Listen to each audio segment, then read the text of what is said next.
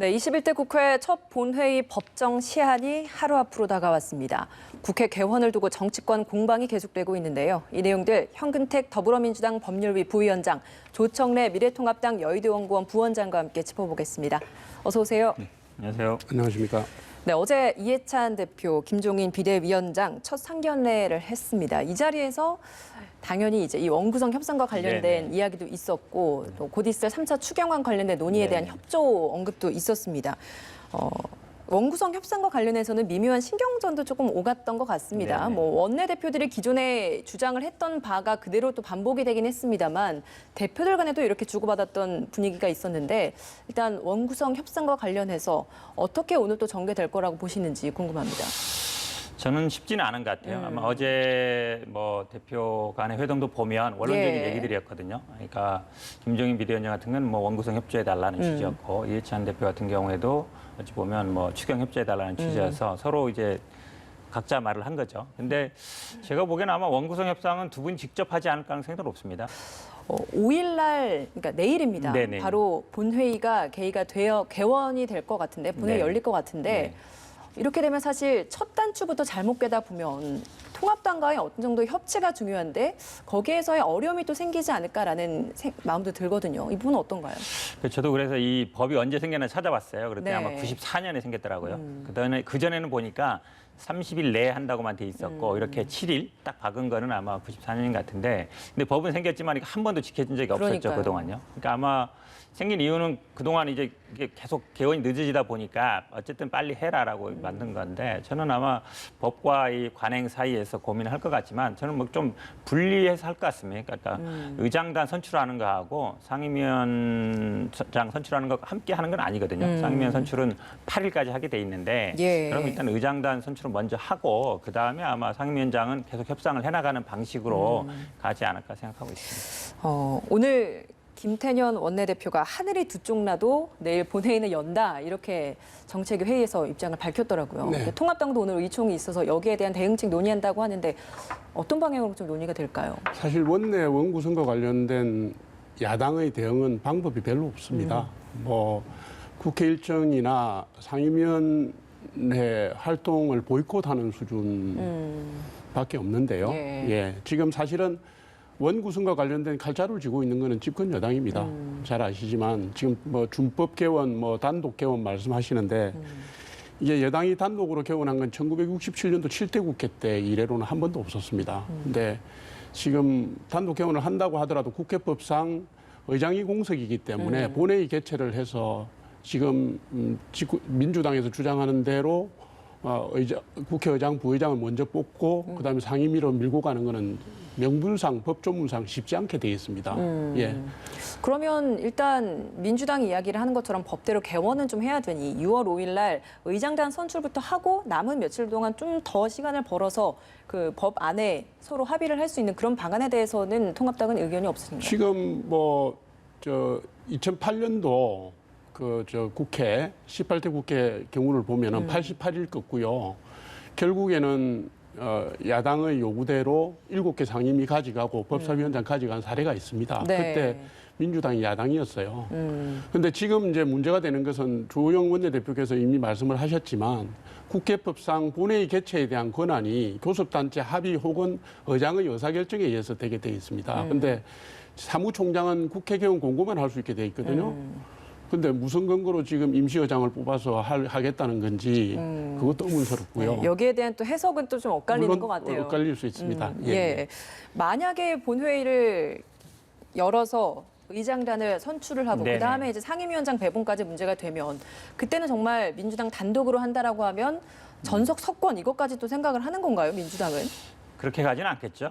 제가 보기에는 아마 뭐 그 정도는 아닐 것 같고요. 아마 제가 보기엔 뭐 만약에 예를 들어서 의장 선출하고 예. 규정은 그렇게 돼 있습니다. 의장 말씀하시는데 이제 최다선 의원 중에 연장자 분이 이제 임시의장을 하게 돼 있어요. 그렇게 보니까 뭐 그 규정상 안 된다는 건 아닌 것 같고요. 그렇게 하면 아마 의장이랑 그다음에 민주당 부의장을 선출하겠죠. 그다음에 사실은 이제 상임위 배분도 의장이 할 수 있는데 제가 보기에 뭐 그것 때문에 통합당이 안 여는 거잖아요. 그렇죠. 근데 예. 통합당 의원들까지 강제로 이렇게 배속시키기는 쉽지 않아요. 왜냐하면 쉽지 않다고 보고 네. 아마 여당 의원들은 하겠죠. 근데 저는 뭐 18개 상임위를 다 하진 않더라도 민주당이 예를 들어서 뭐 예결위나 법사위가 한 11개나 12개 정도 상임위원장만 선출했을 경우에는 예. 그러면 사실은 뭐 통합당도 어쩔 수 없지 않은가라는 또 생각이 들기도 합니다. 예, 서로 계속 같은 주장만 반복하고 있는 것 같아서 협치를 좀 만들어내지 않는 모습이 안타까운 것 같습니다.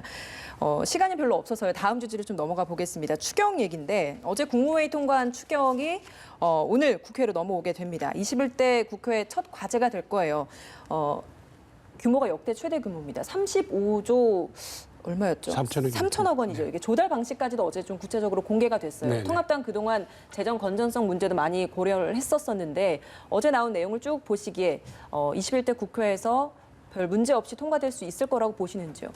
지금 코로나19로 인한 소비 급감하고 경기 후퇴 때문에 지금 뭐 국민의 삶이 매우 어렵습니다. 그래서 3차 추경의 통과 자체는 크게 문제가 되지 않을 거다 이렇게 봅니다. 다만 이제 지금 채무 비율이 너무 높아지고 그러니까요. 지금 올해 국채 발행이 거의 100조 추경까지 해서 거의 적자 국채 발행이 100조가 넘어가면 내년부터 제가 알기로 그 국채 이자 부분만 국채 적자 이자 부분만 20조 내년 예산에서 20조 정도 그다음에 원금 상환 56조까지 하면 내년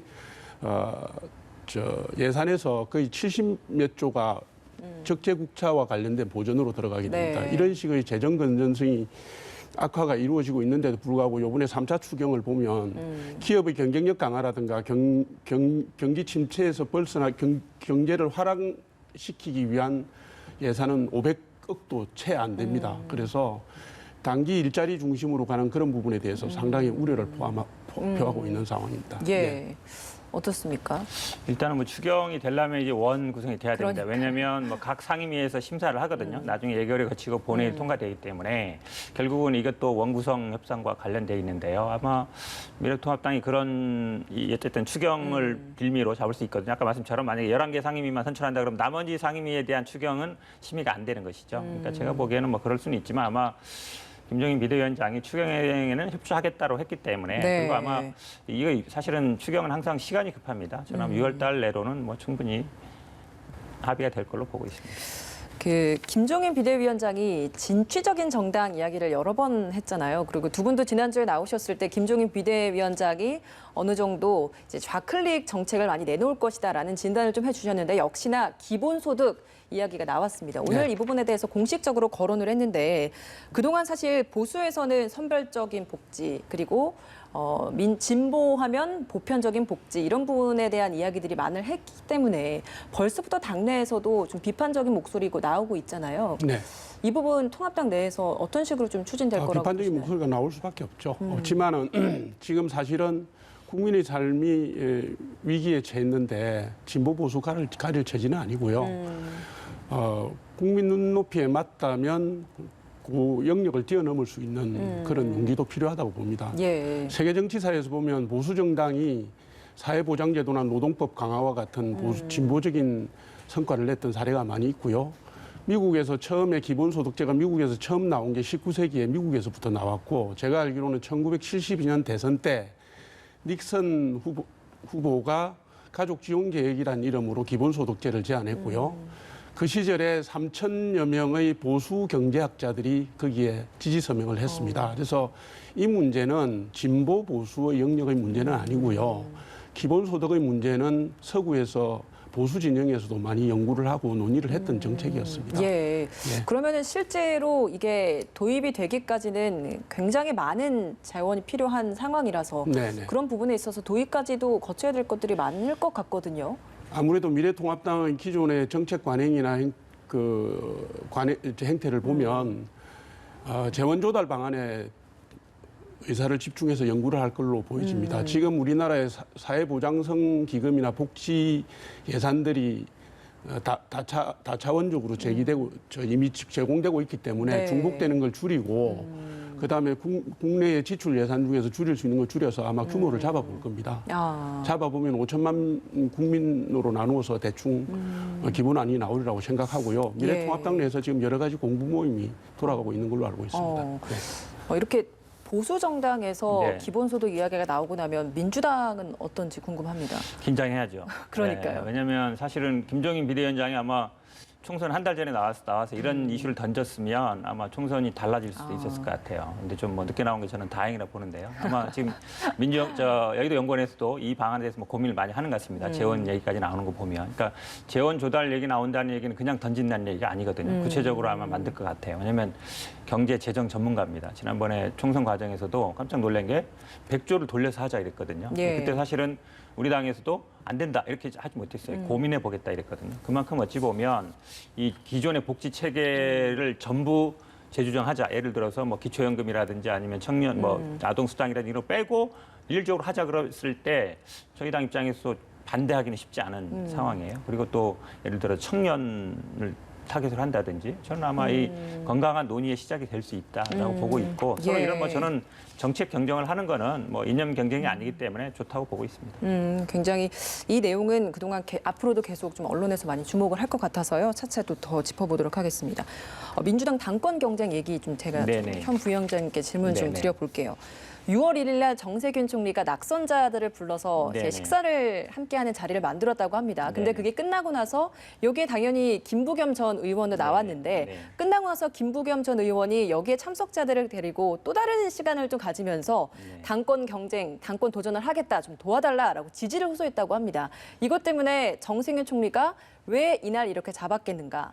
일정 부분 좀 지지를 힘을 실어주기 위한 차원이 아니었겠는가라는 분석들이 나오더라고요. 실제 좀 어떤가요? 두 분이 일단 좀 겹치는 부분이 많이 있죠. 그러니까 총리를 하셨다는 거고 현직 전직이고요. 그다음에 전남 지역을 좀 대표한다, 전북 지역을 대표한다 있고 사실은 정세균 총리도 대권 도전의 생각이 있으신 걸 알고 있고 또 당대표를 여러 번 해서 당내 어찌 보면 당내 기반은 뭐 정세균 총리가 더 친밀한 분이 많다라는 평도 있습니다. 근데 아마 직접 나서기는 힘들잖아요. 총리이기 때문에. 그리고 당내 선거에 총리가 뭐 이래라 저래 할 수도 없는 것이고 그래서 아마 제가 보기에는 직접 뭐 예를 들어서 말씀하신 것처럼 뭐 그럼 이제 정세균 총리가 뭐 김부겸 전 의원을 도와주는 게 아니냐 이런 얘기 있는데 제가 보기엔 그거는 약간 뭐 해석인 것 같고요. 그래요. 근데 오히려 지금 더 당내에서 중요한 문제는 이게 사실은 6개월, 7개월밖에 못 하기 때문에 그러면 최고위원들도 그만둬야 되느냐 아니면 최고위원들은 임기를 계속 보장할 거냐 그게 과연 현행 당헌 당규를 그대로 둬도 되느냐 아니면 뭐 개정을 해야 되느냐 만약에 개정을 한다 그러면 그럼 이게 특정일 위한 게 아니냐 이런 논란들 결국은 아마 당헌 당규를 어떻게 할 것인지 그런 게 더 중요한 것 같아요. 주자들 간에 아마 뭐 합종 연행 같은 것들은 이 당헌 당규 같은 게 어느 정도 정리가 돼야 제가 보기엔 그 다음 일인 것 같습니다. 정세균 총리의 이렇게 지지를 받아서 가면서까지 만약에 김부겸 전 의원이 출마를 하게 된다면 그때는 좀 차별화를 이낙연 그 의원과 차별화를 두기 위해서 내년 대권은 좀 유보를 할 수도 있다. 왜냐하면 대권 후보 이야기까지 본인 스스로 했었기 때문에 그런 이야기도 있고 때문에 이낙연 후보 추대론도 조금은 가라앉지 않겠느냐 이런 분석들도 있던데요. 그러니까 이낙연 지금 의원이 가장 어찌 보면 문제가 이거예요. 2년 동안 못 한다는 거죠. 지금 왜냐하면 그 전에 추미애 전 대표, 이해찬 대표 2년 동안 해왔거든요. 그동안 민주당이 당대표 임기를 채운 적이 별로 없어요. 근데 이제 이번에 만약에 못 채우게 되면 이게 좀 당이 안정적으로 가는 거 아니지 않냐 이런 여론이 있어서 제가 보기에 아마 그 부분, 그러니까 말씀하신 것처럼 난 안 나가겠다. 대신 2년 채워서 안정적으로 하겠다. 이게 아마 제가 보기엔 당원이라든지 아니면 의원들한테 호소력이 있을 가능성이 있어서 저는 뭐 그럴 가능성이 충분히 있다고 봅니다. 예, 알겠습니다. 오늘 시간 관계상 두 분 말씀 여기서 좀 마무리 짓도록 하겠습니다. 현근택 더불어민주당 법률위 부위원장, 조청래 미래통합당 여의도연구원 부원장이었습니다. 고맙습니다.